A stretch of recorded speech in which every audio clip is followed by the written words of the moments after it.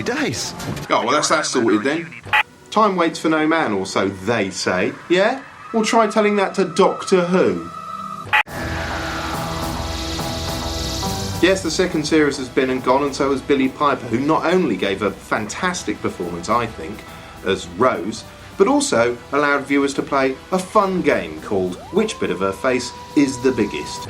It's her eyes, I reckon it's her eyes. No, nose. Nostrils, nose. eyes. Mouth, lips. Now let's get something straight, okay? I love Doctor Who. It somehow bypasses the cynical, nasty, gnarled bit of my brain completely and plugs straight into my gurgling, overgrown child.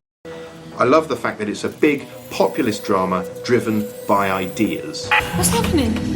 One of them must have found the right time window. Now it's time to send in the troops. Plus, it scares kids shitless. And I hate kids, so the longer they spend cowering in terror, the better. But nothing's perfect, so while Series 2 is still fresh in our minds, let's compile a little wish list for Series 3, starting with wish number 1. Next time round, less gurning. And by gurning, I mean this. Who are you gonna call? Ghostbusters! I'm afraid of no ghosts. Alright? Less of that. I know Doctor Who has always been an eccentric, and fair enough, Tom Baker used to play him as the sort of man you wouldn't want to...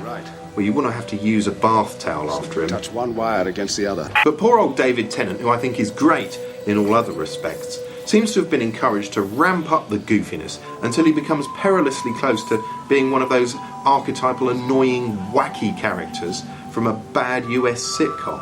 God, they know how to party. And as for comedy sequences like this...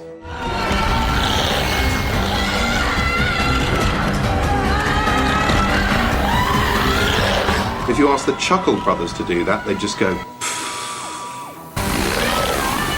I don't want Doctor Who bumming around like he's in a bad Tiswas tribute, okay? I want him being brooding and serious. Hold on.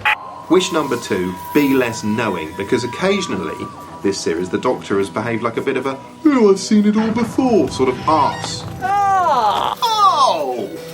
Oh, it's space! Oh, it's a sanctuary base. Wish number 3, cut the cheese. Okay, it's a good thing that New Who is more emotional than Old Who. Sometimes this series it's been genuinely moving.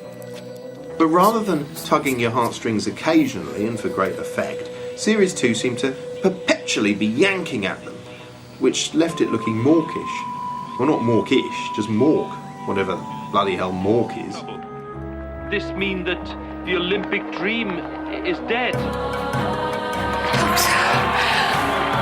There's a mystery man, he's picked up the flame, we've no idea who he is. He's carrying the flame, yes, he's carrying the flame, and no one wants to stop him. And it's more than a flame now, Bob. It's more than heat and light. It's hope, and it's courage, and it's love. Anyway, my final wish is a very simple one. Stop messing up the end credits. A marriage made in... Well, you'll have to wait 170 days to find out. Doctor Who returns to BBC One with The Runaway Bride at Christmas. Oh, what is the point of getting an orchestra to record a great version of the Doctor Who theme tune and then getting someone in to jabber all over the top of it? Talk about putting the into continuity. Let's see how they like it if I talk all over them. Time is up. Doomsday has arrived now on BBC One. But is it goodbye? Anyway, that's what I'd like to see from the next series of Doctor Who. That and an episode where the Doctor gets a rash on his bum